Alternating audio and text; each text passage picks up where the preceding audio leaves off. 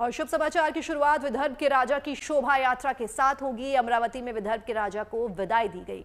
यूं तो अनंत चतुर्दशी के साथ ही गणेश उत्सव का समापन हो जाता है, लेकिन अमरावती की बात ही कुछ और है। यहाँ पूरे 16 दिन तक गणेश उत्सव मनाया जाता है।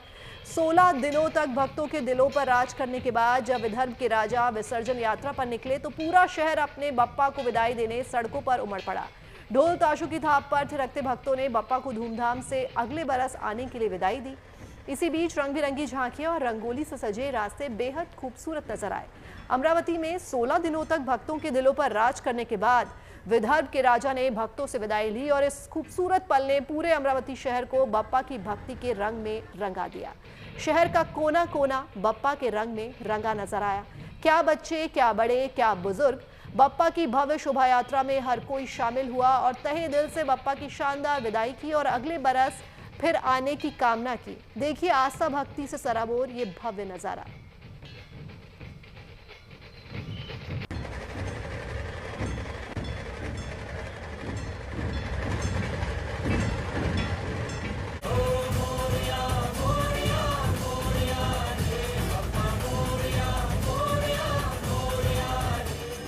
जब विदर्भ के राजा की सवारी निकली तो मानो आस्था का समंदर अमरावती की सड़कों पर उमड़ पड़ा। ढोल नगाड़ों के बीच गणपति बप्पा मोरिया की गूंज ने पूरे शहर को आस्था भक्ति के रंगों से सराबोर कर दिया।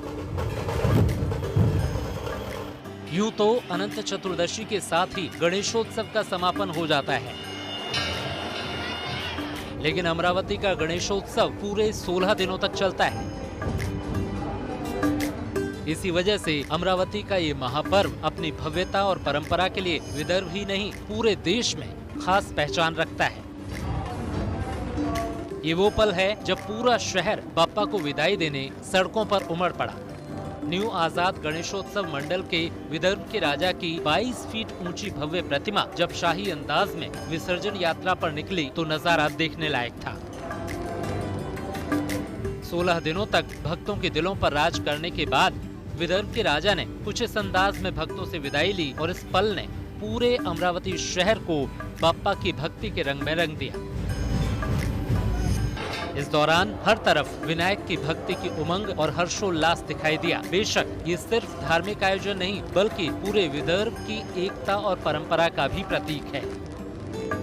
लगभग 16 दिन के बाद अमरावती का जो आजाद गणेश उत्सव मंडल है, विदर्भ का राजा, उसकी सवारी आज विसर्जन के लिए निकली है। आप देख सकते हो कि हम फिलहाल है अमरावती के राजकमल चौक पर, जहां पर गणपति बप्पा की भव्य शोभा यात्रा जो है वो यहाँ पर आई थी। अभी सुबह का दुकान बप्पा की आरती भी यहाँ पर हुई है। हर साल जो है 16वें दिन जो है गणपति बप्पा की भव्य मिरवणुक, भव्य शोभा यात्रा यहाँ पर निकलती है। रात 8 बजे शोभा यात्रा पूरे चरम पर थी जब आतिशबाजी के बीच राजकमल चौक पर बप्पा की भव्य आरती हुई। इस दौरान हर निगाह एकटक विदर्भ के राजा को निहार रही थी और इस भव्य महाआरती ने पूरा माहौल दिव्य कर दिया। इसी के साथ अमरावती में बप्पा की शाही विदाई के बाद अब अगले बरस विदर्भ के राजा का इंतजार फिर शुरू हो गया है। Dhananjay Sambale, Amravati, good news today. देखिए, लाल बादशाह राजा गणेशोत्सव मंडल हर साल बप्पा को मिले उपहारों की नीलामी करता है। इस साल भी इस परंपरा को निभाया गया। खबर है कि 108 उपहारों की नीलामी से मंडल को 1.5 करोड़ रुपए से ज्यादा की कमाई हुई है।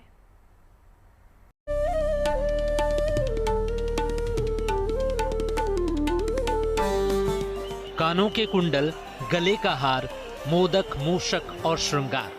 लाल बादशाह राजा का ये स्वरूप इतना मनमोहक है कि गणेशोत्सव के दौरान पूरी दुनिया से भक्त इनके दर्शन के लिए खिंचे चले आते हैं। बप्पा का ये अद्भुत अलौकिक स्वरूप शुभता का प्रतीक है। भक्तों की इनसे अटूट आस्था जुड़ी है कि रिद्धि सिद्धि के दाता मंगल मूर्ति हर कामना पूरी करते हैं और जब मनोकामना पूरी होती है तो भक्त बप्पा को आभार स्वरूप उपहार भेंट करते हैं। हर साल गणेशोत्सव के दौरान भक्त दिल खोलकर बप्पा पर प्यार लौटाते हैं, उन्हें उपहार भेंट करते हैं और इस तरह अपनी श्रद्धा भक्ति बप्पा के चरणों में अर्पित करते हैं। इस साल भी गणेशोत्सव के दौरान भक्तों ने बप्पा को सोने चांदी से जड़े कीमती उपहार भेंट किए। पिछले 92 साल से लाल बादशाह राजा गणेशोत्सव मंडल विसर्जन के बाद बप्पा को भेंट की वस्तुओं की नीलामी करता है। इस साल भी इस परंपरा को निभाया गया। लालबाग का राजा सार्वजनिक गणेशोत्सव मंडल का इस साल ये 92nd ईयर है और बड़े धूमधाम से भाविकों के श्रद्धाओं के साथ ये लालबाग का राजा का उत्सव संपन्न हुआ।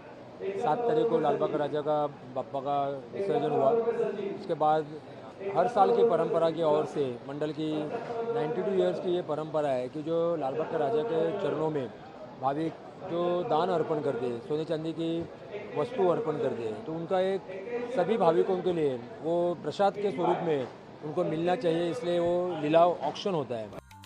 जानकारी के मुताबिक इस साल बप्पा को चढ़ाई कुल 108 वस्तुओं की नीलामी हुई। खबर है कि इससे मंडल को करीब 1 करोड़ 65 लाख रुपए की कमाई हुई। आप देख रहे होंगे यहाँ पे बहुत सारे आकर्षक ऐसे सोने की चांदी की वस्तु नीलाम हो रही है।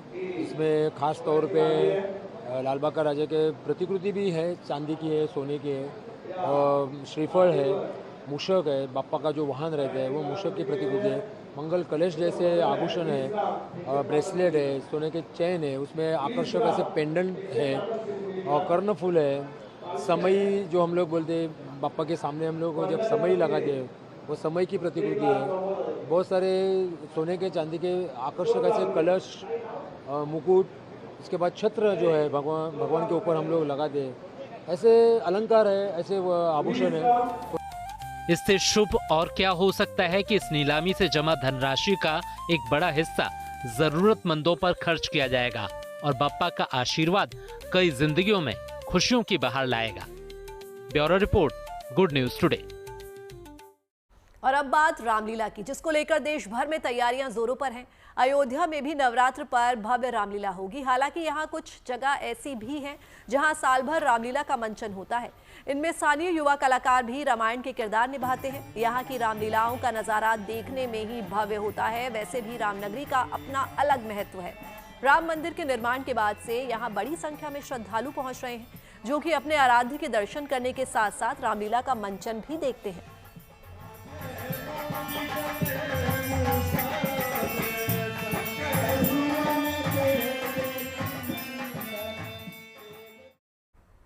और चलिए अब बात त्योहारों के बीच में पर्यावरण संरक्षण से जुड़ी हुई, जिसको लेकर छत्तीसगढ़ के धमतरी में इको फ्रेंडली ग्रीन पटाखों का निर्माण किया जा रहा है, जिससे स्वच्छ और सुरक्षित दिवाली मनाने का रास्ता खुल रहा है। इस पहल से पर्यावरण को बढ़ावा मिलेगा, साथ ही 100 से ज्यादा ग्रामीणों को रोजगार भी मिल रहा है। यानी इससे लोकल फॉर वोकल पर जोर दिया जा रहा है। बता दें, ग्रीन पटाखों में बारूद का उपयोग नहीं होता, जिससे वो सुरक्षित होते हैं और प्रदूषण नहीं फैलाते।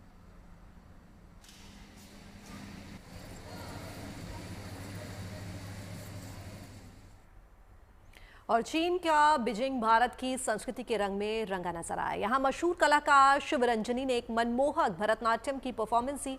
शिवरंजनी हरीश ने भक्ति में पुष्पांजलि, चंचल गणपति भजन समेत कई परफॉर्मेंस पर अपनी कला दिखाई। उनके नृत्य ने लोगों को मंत्रमुग्ध कर दिया और दर्शकों की लंबी तालियां बटोरी। बता दें कि चीन में युवाओं के बीच भरतनाट्यम की लोकप्रियता तेजी से बढ़ रही है। To get their attention and says, what, you want your clothes? Look there, it's on the tree. If you want the clothes, you raise up and do namaskaram to me. They do, and he hides one and gives away, and they say, where is the... चलिए अब आपको France ले चलते हैं, जहां भारत और France के युद्धपोतों पर योग कार्यक्रम आयोजित किया गया। दरअसल दोनों देशों के बीच में समुद्री साझेदारी को मजबूत करने पर जोर दिया जा रहा है। इसी के तहत प्रशिक्षण पोत INS तीर और CGS सारथी फ्रांस पहुंची थी। इसी यात्रा के दौरान दोनों देशों की नौसेनाओं के जांबाजों ने एक दूसरे के साथ ट्रेनिंग की, साथ ही गोताखोरी, योग और वॉलीबॉल जैसी स्पर्धाओं में हिस्सा लिया। इन्हीं पोत पर प्रवासी भारतीय भी पहुंचे थे।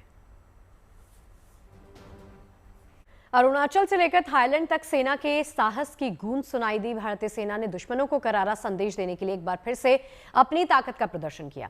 सेना द्वारा अरुणाचल के कठिन पहाड़ी इलाकों में सियोम प्रहार और थाईलैंड में मैत्री XIV नाम के इस भव्य सैन्य अभ्यास को अंजाम दिया गया। सेना के इन अभ्यासों पर देखिए हमारी एक खास रिपोर्ट।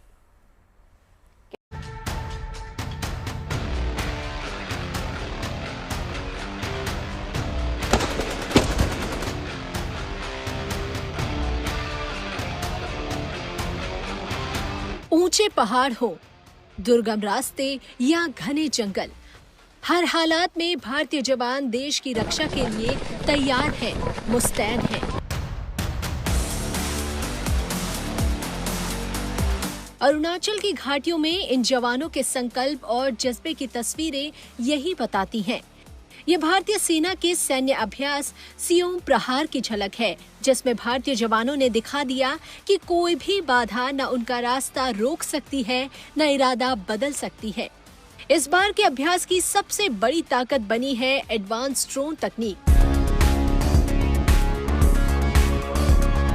सेना ने दिखाया कि ड्रोन अब सिर्फ दुश्मनों की निगरानी करने तक सीमित नहीं है, बल्कि टारगेट की पहचान करके सटीक हमले करने में भी सक्षम है। ड्रोन तकनीक के माध्यम से युद्ध के प्रहार को कई गुना तक बढ़ाया जा सकता है।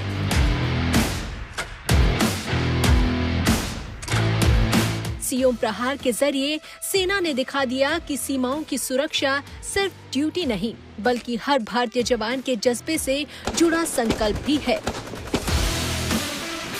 जहां एक तरफ जवानों ने सियोम प्रहार जैसे सैन्य अभ्यास को अंजाम दिया, वहीं दूसरी ओर भारत और थाईलैंड की सेनाओं के बीच रक्षा सहयोग को और मजबूत करने के लिए एक संयुक्त सैन्य अभ्यास मैत्री 14 का आयोजन किया गया।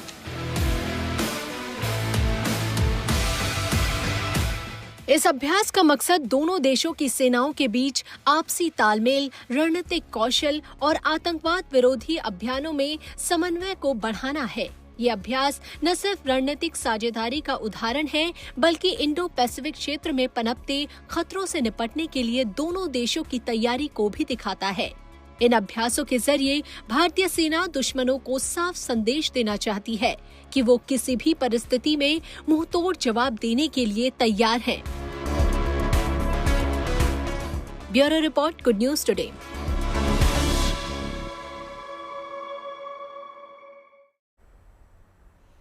और अब बात भारतीय नौसेना के दमखम की। समुद्र में नौसेना की ताकत बढ़ती जा रही है। 10 सितंबर को आईएनएस तमाल भारत पहुंचा और आज आईएनएस अरावली नेवी के बेड़े में शामिल होने जा रहा है। गुरुग्राम में एक नेवल बेस स्टेशन को आज नौसेना प्रमुख एडमिरल दिनेश के त्रिपाठी नेवी में शामिल करेंगे। अरावली की पहाड़ियों में बनाए इस नेवल बेस का मिशन का नाम आईएनएस अरावली रखा गया है। इस नेवल बेस से नौसेना हिंद महासागर की हर गतिविधियों पर नजर रखेगी। खास बात यह होगी कि यहाँ एआई यानी आर्टिफिशियल इंटेलिजेंस आधारित सिस्टम लगाया गया है। ये नेवी के अलग अलग इंफॉर्मेशन और कम्युनिकेशन सेंटर को सपोर्ट करेगा, जो नेवी की कमांड, कंट्रोल और मैरीटाइम डोमेन अवेयरनेस के लिए बेहद जरूरी है। गुजरे सालों में आतंकवाद से कर्राहती रही कश्मीर घाटी में अब उम्मीद का सवेरा दस्तक दे रहा है। कश्मीर में कचरा और कबाड़ से कारोबार खड़ा हो रहा है, वो भी इको फ्रेंडली। जी हां, कश्मीर के युवा बायोडिग्रेडेबल और नॉन बायोडिग्रेडेबल दोनों की तरह के कचरे का मैनेजमेंट कर खाद और दूसरे प्रोडक्ट्स बना रहे हैं। युवाओं की इस अनूठी पहल से न सिर्फ रोजगार का सृजन हो रहा है, बल्कि घाटी की सूरत भी बदल रही है।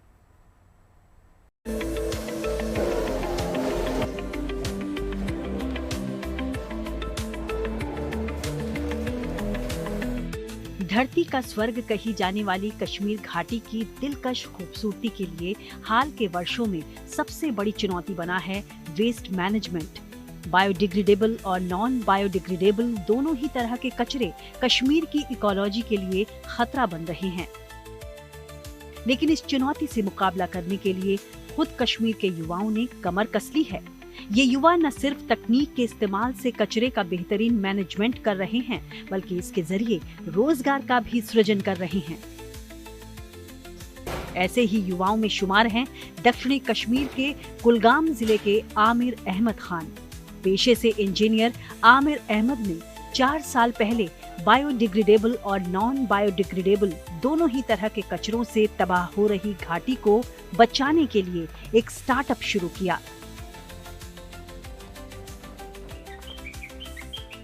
सबसे पहले उन्होंने अपने इलाके में बायोडिग्रेडेबल कचरे को कलेक्ट करने का एक नेटवर्क तैयार किया और उन कचरों को ऑर्गेनिक खाद में तब्दील करने का प्लांट लगाया। आज इस प्लांट में हर महीने सैकड़ों बोरियां ऑर्गेनिक खाद का प्रोडक्शन होता है। बायोडिग्रेडेबल वेस्ट को हम एक इनोवेटिव तरीके से अपनी टेक्नोलॉजी की मदद से एक बायो फर्टिलाइजर में कन्वर्ट करते हैं। उसके बाद एक वैल्यू एडिशन बायो फर्टिलाइजर भी हम इसमें ऐड करते हैं, जो हाइड एंड सीक प्लांटेशन में बहुत ज्यादा इंपैक्टफुल है।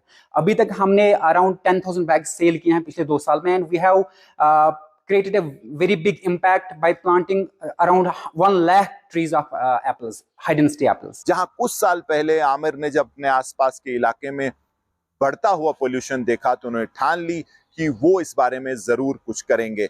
शुरुआत की एक छोटे से प्लांट से, जिससे उन्होंने आसपास का जो उनके इलाके का कचरा था, खासकर जो बायोडिग्रेडेबल कचरा था, उसको जमा करके उसका जो है खाद बनाई, कंपोस्ट बनाया और फिर उसको आगे बेचने लगे। जो कचरा कल तक कश्मीर की इकोलॉजी के लिए खतरा था, वही आमिर अहमद की पहल की वजह से वहां के पेड़ पौधों के लिए वरदान साबित हो रहा है। साल 2021 में शुरू अपने स्टार्टअप की कामयाबी को देखते हुए आमिर ने बायोडिग्रेडेबल के साथ ही नॉन बायोडिग्रेडेबल कचरे को भी रिसाइकिल करने का फैसला किया और प्लास्टिक और पॉलिथीन को रिसाइकिल कर उससे दाने बनाने का प्लांट लगाया। आमिर आज प्लास्टिक को रिसाइकिल कर न सिर्फ ग्रेन्यूल यानी दाने बना रहे हैं, बल्कि इको फ्रेंडली बैग्स और दूसरे प्रोडक्ट्स भी बना रहे हैं। और जो हमारा प्लास्टिक वेस्ट मैनेजमेंट यूनिट है, वो जो चकपुरा में है, वो भी एक पीपीपी मॉडल पे हम काम कर रहे हैं, ब्लॉक कोहिमा ब्लॉक कुलगाम के साथ। वहाँ पे हम पॉलीथीन को एक इनोवेटिव तरीके से हैंडलूम एंड चरखा की मदद से उसमें हम पॉलीथीन को धागे में कन्वर्ट करके उसकी चादर बनाते हैं, और उस चादर को फिर हम डिफरेंट तरीके के बैग्स बनाते हैं, जो एक इको फ्रेंडली प्रोडक्ट है। आमिर के इस शानदार स्टार्टअप के साथ दक्षिणी कश्मीर के करीब 4,000 परिवार प्रत्यक्ष या अप्रत्यक्ष रूप से जुड़े हुए हैं। साथ ही उनके प्लांट पर भी कई लोगों को सीधे तौर पर रोजगार मिला है। मैं पिछले 2-3 साल से यहाँ पे काम कर रहा हूँ। जो भी यहाँ पे मैकेनिकल का काम होगा, चाहे मशीन का होगा या जो भी सीविंग है, जो यहाँ पे जो भी हम प्रोसेस करते हैं, वो मैं देख रहा हूँ। मैं एज ऑपरेटर यहाँ पे काम कर रहा हूँ, एज एसेट। ये वही कश्मीर घाटी है जो 3 दशक से ज्यादा वक्त तक आतंकवाद का नामुदार दंश झेलती रही। लेकिन हालात बदले, व्यवस्था बदली तो युवाओं का ओरिएंटेशन भी बदल गया। अब यहाँ के युवा संगीन के स्याह साए से निकलकर सूचना प्रौद्योगिकी और तकनीक की दुनिया में नई इबारत गढ़ रहे हैं। कुलगाम से मीर फरीद के साथ bureau report, good news today. Noida और दिल्ली में मेट्रो से सफर करने वाले यात्रियों के लिए एक बड़ी राहत की खबर सामने आई है। अब उन्हें अलग अलग मोबाइल ऐप डाउनलोड करके टिकट लेने की झंझट से छुटकारा मिलेगा।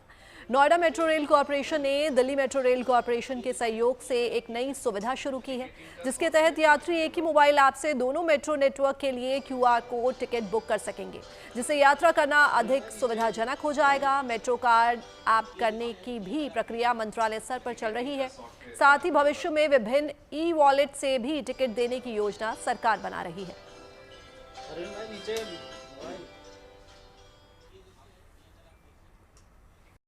कहते हैं उम्र सिर्फ एक नंबर है, अगर जज्बा हो तो सपने किसी भी मोड़ पर पूरे किए जा सकते हैं। गुजरात के सूरत की रहने वाली 82 साल की बकुला बेन पटेल इसकी मिसाल हैं, जिन्होंने तैराकी एथलेटिक्स में अब तक 554 मेडल जीतकर सबको चौंका दिया है।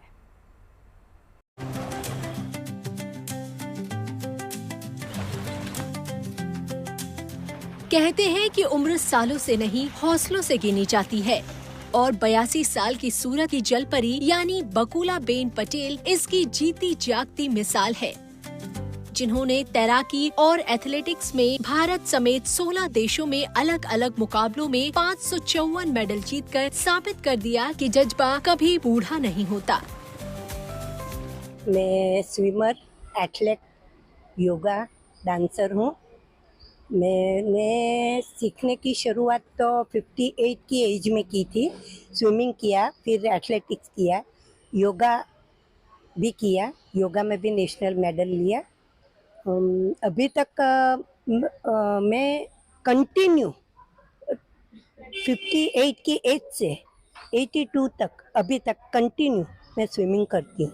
स्विमिंग के लिए मैं 16 कंट्री, इंटरनेशनल 16 कंट्री में खेल के आई हूँ। मेरे पास कुल मिलके 554 मेडल्स, ट्रॉफी, सर्टिफिकेट्स है। और वो अभी भी मेरा प्रैक्टिस तो जारी है। एक समय था जब बकुलाबेन किसी आम महिला की तरह घर परिवार संभालती थी, लेकिन 1994 में पति की मौत के बाद उनका जीवन बदल गया।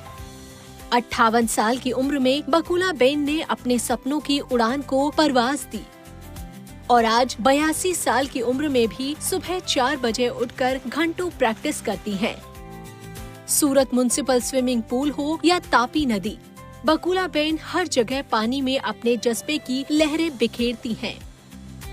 पहले हाउसवाइफ थी, कुछ समाज के सिवाय और कुछ ज्ञान नहीं था। बच्चों को बड़ा करने का, पढ़ाने का, समाज के कायदे में रहने का, सिर ढकने का, वो ऐसे लुगड़ा पहनने का, वो सब हमारे में चलता था। मुझे बहुत शौक था, मैं स्पोर्ट्स हॉस्टल में पढ़ी थी, तो स्पोर्ट्स और डांसिंग का बहुत शौक था। तो फिर मैंने सोचा देखो मैं पढ़ी लिखी तो नहीं, मेरे लिए तो स्पोर्ट्स के सिवा तो कुछ चांस है नहीं। तो वैसे भी मेरा पहले से ही मन था, तो मैंने सोचा कि चलो स्पोर्ट्स करती हूँ। तो पहले मैं एथलेटिक्स में गई, तो एथलेटिक्स में तो मैंने सोचा कि क्या एथलेटिक्स करने का, ऐसी गेम खेले कि हाथ पांव जमीन को नहीं लगे, ऐसी गेम खेलनी है। तो वो स्विमिंग था, तो मुझे तो फोबिया था। और वो सोचते सोचते मेरी एज भी हो गई, 58, 59 हो गई थी। गृहिणी से खिलाड़ी बनी बकुलाबेन को प्रेरणा अपने पोते पोतियों से मिली। आज वो न सिर्फ खेलों में अव्वल है, बल्कि इसके साथ भरतनाट्यम में MA की पढ़ाई भी की है। मैंने डांस भी 68 की एज में शुरू किया। 75 की एज में मैंने अरंगेत्रम किया। मैंने हेमा मालिनी जी का रिकॉर्ड भी ब्रेक किया है। और अभी ये साल में मैंने MA पास किया। MA मेरा डांसिंग में MA हो गया है।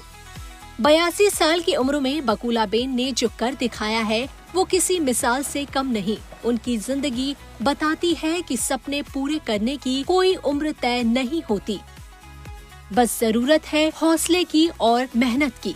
82 वर्षीय बकुलाबेन पटेल से आज के युवाओं को भी सीख लेने की जरूरत है, जो कदम कदम पर वाहन का इस्तेमाल करते हैं, चलने में भी हिचक करते हैं, आराम चाहते हैं। तो बकुलाबेन पटेल जो है 82 साल की उम्र में इस तरह से आज भी मेहनत कर रही हैं और उनका कहना है कि ये मेहनत जब तक वो जीवित है, जब तक उनका शरीर स्वस्थ है, तब तक जारी रहेगी। Sanjay Singh Rathore, good news today, Surat. और चलिए अब आपको लिए चलते हैं रूस की राजधानी मॉस्को में, जहां भारतीय संस्कृति के रंग देखने को मिले। दरअसल मॉस्को इंटरनेशनल बुक फेयर का आयोजन किया गया, जिसमें भारत की कई पुस्तकें भी दिखाई गई, जिसे देखने के लिए बड़ी संख्या में लोग यहां शामिल हुए। वहीं इस मेले में भारत के विभिन्न हिस्सों की संस्कृति, नृत्य और संगीत देखने को मिला, जो लोगों के लिए आकर्षण का केंद्र बना। वहीं इसमें भारतीय कला, साहित्य, सिनेमा, पाक कला और पर्यटन से जुड़े विषयों पर चर्चाएं भी आयोजित की गई। देखिए किस तरह से मेले में लोग पहुंचे और विदेश में भारतीय संस्कृति की झलक इसी के साथ लोगों को देखने को मिली। तो मॉस्को इंटरनेशनल बुक फेयर का आयोजन किया गया, जिसमें भारत की कई पुस्तकें भी दिखाई गई, जिसे देखने के लिए यहां बड़ी संख्या में लोग शामिल हुए। वहीं इस मेले में भारत के विभिन्न हिस्सों की संस्कृति, नृत्य और संगीत भी लोगों को देखने को मिला।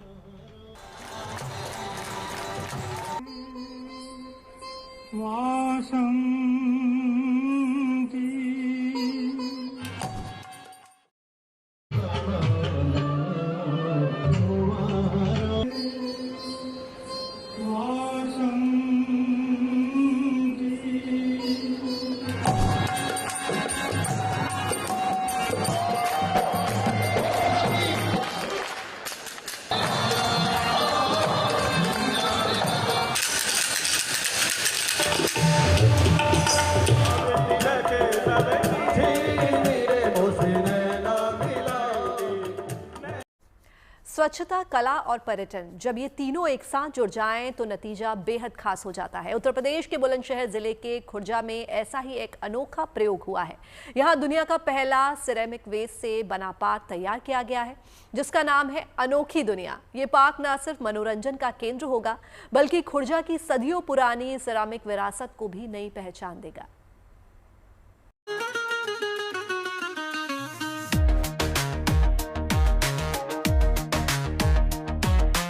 टूटी हुई सुराहियां, टूटे हुए कप, टूटी केतली और दूसरे बर्तनों के टुकड़े यहाँ सब सुंदर बन गए हैं।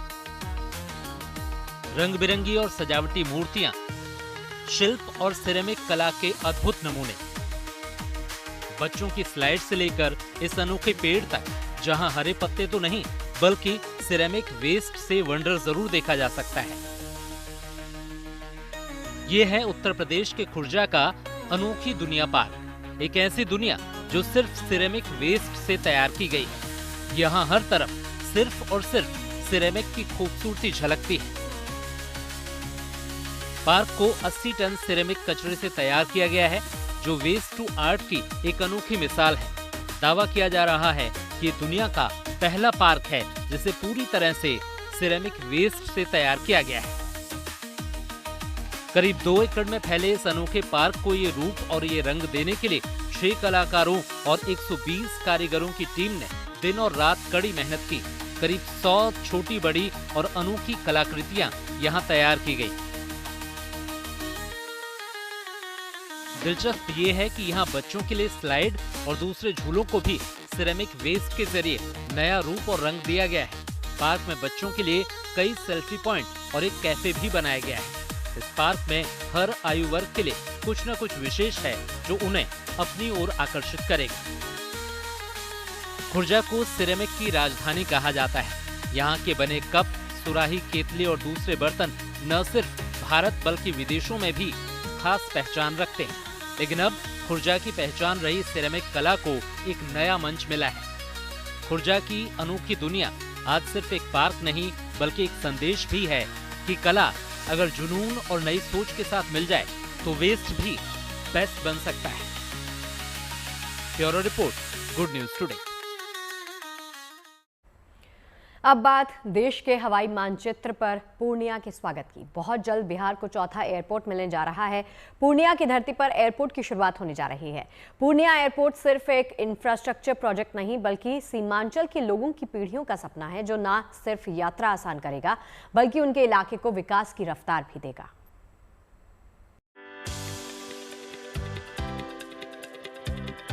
त्योहारों से पहले बिहार को एक और सौगात मिलने जा रही है।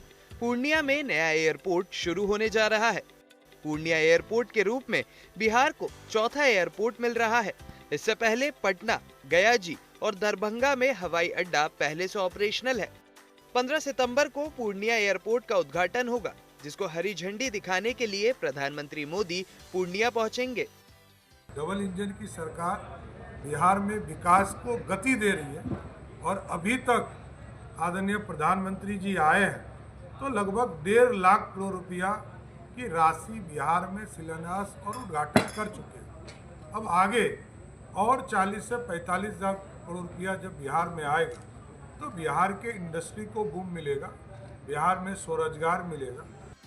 पूर्णिया एयरपोर्ट सिर्फ एक इंफ्रास्ट्रक्चर प्रोजेक्ट नहीं बल्कि सीमांचल के लोगों की पीढ़ियों का सपना है, जो न सिर्फ यात्रा आसान करेगा बल्कि विकास की नई इबारत लिखने जा रहा है।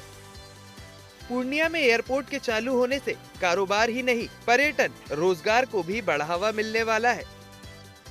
साथ ही एयरपोर्ट शुरू होने से न केवल पूर्णिया बल्कि कटिहार, अररिया, किशनगंज, मधेपुरा और सहरसा जिलों को सीधा लाभ मिलेगा। सीमांचल के 1.5 करोड़ से ज्यादा लोगों को इस एयरपोर्ट का सीधा फायदा होगा। पूर्णिया ही नहीं, पूर्णिया प्रमंडल ही नहीं, कोसी अंचल समेत अगल बगल के जितने पड़ोसी राज्य हैं, बगल के झारखंड का इलाका है, वहाँ से भी लोगों को हवाई सेवा यहाँ पर सुगम होगी।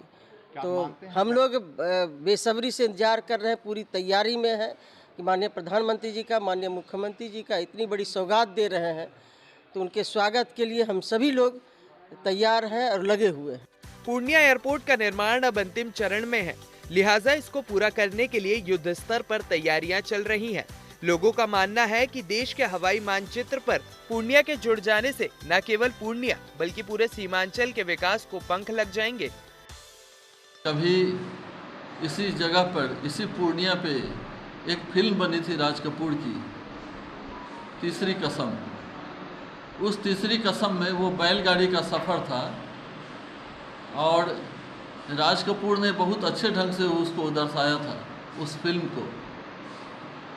जब मैं उस फिल्म को देखा और जब देखता हूँ तो मुझे आज अत्यंत प्रसन्नता हो रही है अपने यशस्वी प्रधानमंत्री के इस कदम पे कि उन्होंने जो अपना वादा किया था कि हवाई चप्पल पहनने वाला भी व्यक्ति हवाई जहाज पर सफ़र करेगा, आज वो पूरा होता दिख रहा है।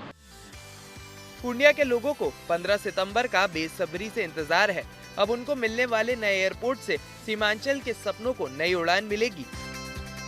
Smit Kumar, Purnia, good news today.